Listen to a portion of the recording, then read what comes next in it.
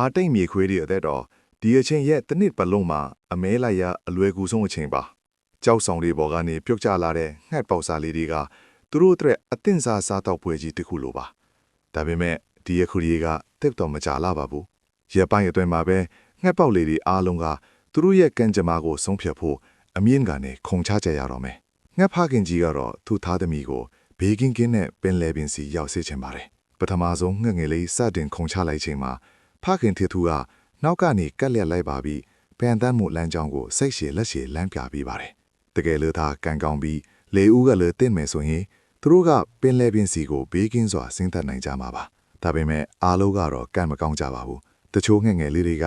လမ်းတစ်ဝက်မှာတင်မြေပြင်ပေါ်ပြုတ်ကျသွားတတ်ပါတယ်အဲ့ဒီအခါမှာတော့စောင့်ဆိုင်နေတဲ့လင်းယုံတွေနဲ့ဗိုက်စာနေတဲ့မြေခွေးတွေရဲ့သားကောင်ဖြစ်သွားရတော့တာပါအာတိတ်မြေခွေးတွေကတိတ်ကိုပါနာပါတယ်သူတို့ကငှက်ဦးတွေကိုခိုးယူဖို့ကြိုးစားသလိုကြောက်ဆောင်ကြမှာပုံအောင်ပြီးငှက်တွေကိုဖမ်းဆီးဖို့နာယီပေါင်းများစွာစိတ်ရှည်လက်ရှည်စောင့်ဆိုင်တတ်ကြပါတယ်တဘာဝလောကထဲမှာတင်မဟုတ်ပါဘူးကျွန်တော်တို့လူဘဝမှာလည်းအောင်မြင်မှုစီကိုလမ်းတက်တဲ့အခါတိုင်းမှာအခက်အခဲတွေအန်ဒီရတွေကအမြဲစောင့်ကြိုနေတတ်ပါတယ်ဒါပေမဲ့အရေးကြီးတာကတော့ကြောက်ဆုံးသွားမှာကိုကြောက်ပြီးမခုံချပဲနေဖို့ထက်ကိုယ့်ရဲ့အတောင်ပံကိုယုံကြည်ပြီးအဆုံးထိစူးစမ်းကြည့်ဖို့ပဲဖြစ်ပါတယ်အခုလိုစိတ်ဝင်စားစရာကောင်းတဲ့တော်ရိုင်းတဲ့ဆန်တွေရဲ့အကြောင်းအရာတွေကိုအမြဲကြည့်ရှုချင်ရင်တော့ကျွန်တော်ရဲ့ page လေးကို like နဲ့ follow လုပ်ထားဖို့မမေ့နေဘူးနော်ကျွန်တော်ကတော့တင်စစ်သူစောချင်းပါခင်ဗျာအားလုံးကိုကျေးဇူးတင်ပါတယ်